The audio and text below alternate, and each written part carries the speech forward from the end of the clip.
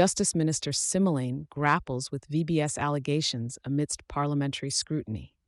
The inquiry concerning Justice and Constitutional Development Minister Thembi Simelane and her alleged connections with the collapsed VBS Mutual Bank continues to unravel in the limelight of South African politics.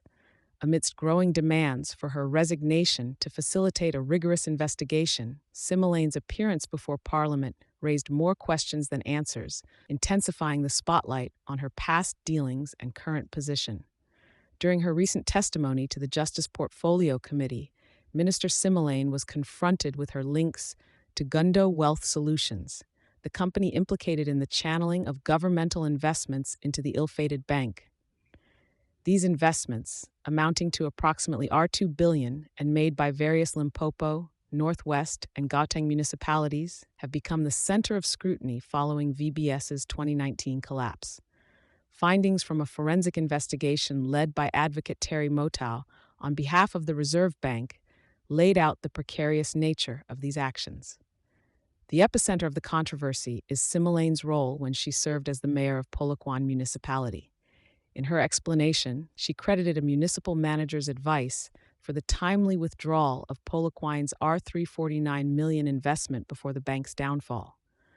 However, the convincing integrity of this narrative is weighed against Simelane's personal financial interactions with Gundo. Simelane's disclosure about acquiring a R575 million loan from Gundo to diversify her income streams, a loan she claimed to have repaid with interest, raised suspicions, primarily due to the peculiar timeline of repayments.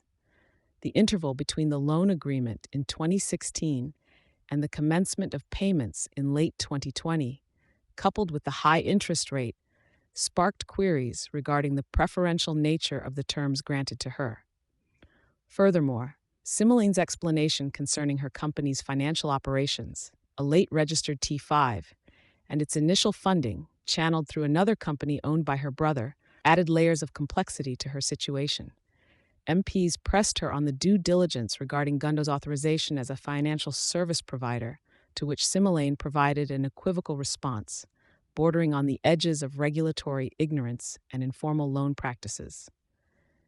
Amidst the inquisition, a serious debate emerged around the principle of Simelane's influence over law enforcement bodies like the National Prosecuting Authority, NPA, and her professed non-interference with entities tasked with prosecuting VBS-associated corruption.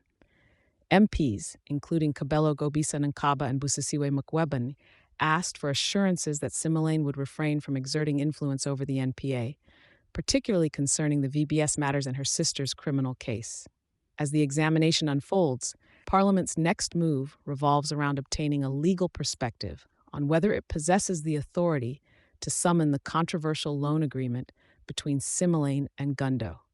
The minister's standing, professional past, and ability to impartially execute her duties remain under intense scrutiny, echoing broader concerns about ethics and accountability within South African governance. Thank you for choosing Satori News.